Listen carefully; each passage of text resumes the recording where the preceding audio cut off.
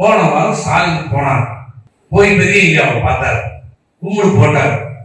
அவ்வளவுதான். அதுக்கப்புறம் என்ன போட்டாருன்னா நமக்கு தெரியாது. குட்டிக்காரன் போட்டாரா என்ன நமக்கு தெரியாது. அவரா சொல்லணும் 45 நிமிஷம் பேசணும். ஒரு வார்த்தை பேசுறதுக்கு முடியல. எப்படின்னா 45 நிமிஷம் போய் அங்க இந்தியில பேசான்னு தெரியல. 45 நிமிஷம் பேசணும். திமுகவுக்கும் பாரதிய ஜனதாவுக்கும் மறைமுக உறவில்லை, நேரடியாக உறவு இன்னைக்கு ஏற்பட்டிருக்கிறது. ஆனால் அந்த கூட்டணி கட்சிக்காரங்க மெல்லவும் முடியாம தொப்பவும் முடியாம திரும்பிச்சிருக்கிறாங்க.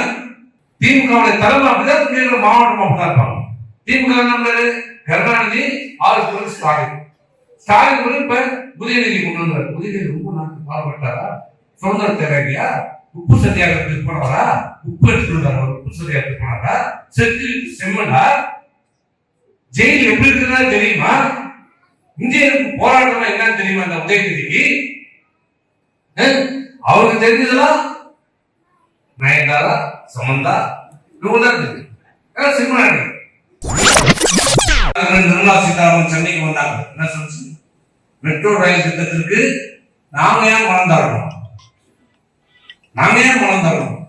அது அந்த உடன்படிக்கையிலே முழுக்க முழுக்க மாநில அரசு தன் நிதியிலே செயல்படுவதாக ஒப்பந்தத்தில் இருக்கிறது. நாங்க ஏன் மத்திய அரசுக்கு தரணும் என்று சொன்னாங்க. என்னாச்சு?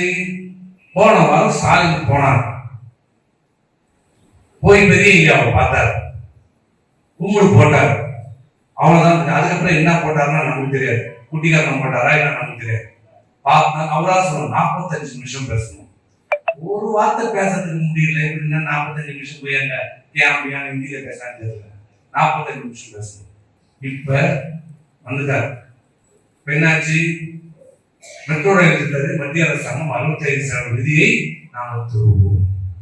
10 நாளைக்கு முன்னாடி சொன்ன நிர்மலா சீதாராமன், அதே நிர்மலா சீதாராமன் இன்னைக்கு அறிக்கை விடுறாங்க 65% விதியை நாம மத்திய அரசாங்கம் தருவோம். அப்ப என்ன நடக்குது?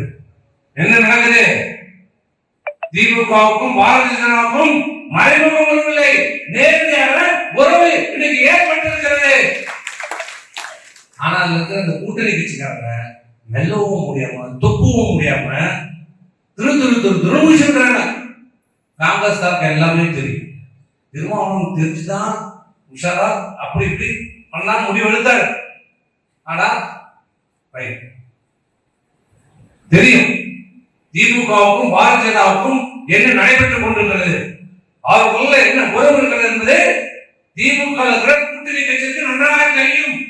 நேரத்தையும் காலத்தையும் சூழ்நிலையும் அவர்கள் எதிர்பார்த்துக் கொண்டிருக்கிறார்கள். நம்மளா ஏன் போகணும்? திமுக போடணும். திமுக கூட்டணி கட்சி நினைக்கிறான்.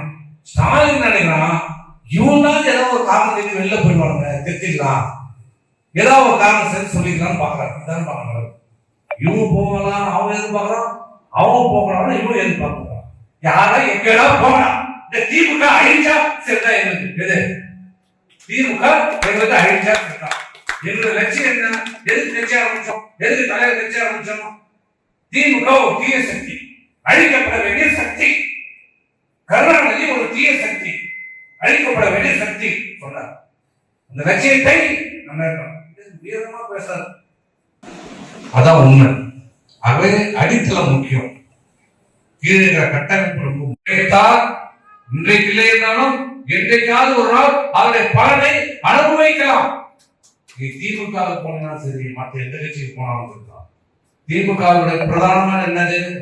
நீ என்ன உழைப்பெல்லாம் வாங்கிக்குவாங்க, எல்லா உழைப்பும் வாங்குவாங்க, உன் உழைப்பை சுரண்டுவாங்க, உன்னுடைய பொருளாதாரத்தை சுரண்டுவாங்க, இன்னும் என்னென்ன முடியுமோ உங்கள்கிட்ட எல்லாத்தையும் பண்ணுவாங்க. ஆனா பதவி கொடுக்கும்போது மட்டும் அவன் புள்ள, அவன் பேரன், அவன் பேத்தி, அவன் கொண்டாட்டி, அவன் பூத்தியா இப்படிதான் பதவி கொடுப்போம். அதுக்கு என்ன பண்ணுது? தலைமை அப்படி. திமுக தலைமை அப்படிதான் மாவட்டம் அப்படிதான் இருப்பாங்க. திமுக நம்பர் கருணாநிதி, ஆளுநர் ஸ்டாலின். ஸ்டாலின் இப்ப உதயநிதி கொண்டு வந்தார். உதயநிதி ரொம்ப நாட்டு பாடுபட்டாரா? சுதந்திர தேவையா? உப்பு சத்தியாகிரகத்துக்கு போனவரா? உப்பு எடுத்துட்டு உப்பு சத்தியாகிரகத்துக்கு போனாரா? செத்து செம்மலா? ஜெயில் எப்படி இருக்குன்னா தெரியுமா? இந்தியருக்கு போராட்டம் என்னன்னு தெரியுமா? அந்த உதயநிதிக்கு அவருக்கு தெரிஞ்சதெல்லாம் நயன்தாரா, சமந்தா, சிம்மநாடு. அதை நம்ம குறை சொல்லல. அவருக்கு தெரிஞ்சதுதான் சினிமா. ஆனா அவர் இன்னைக்கு என்ன தகுதி?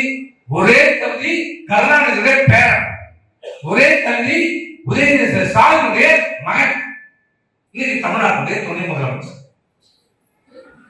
இங்க என்ன தலைமை எப்படியோ அப்படிதான் இங்க சொல்ல முடியும். இந்த மாவட்டத்துல சரி பொன்முடி இருந்தாரு, நம்ம யாரும் மாவட்ட செயலர் ஆக முடியுமா? முடியுமா? நீங்க யார் மாவட்ட செயலர்?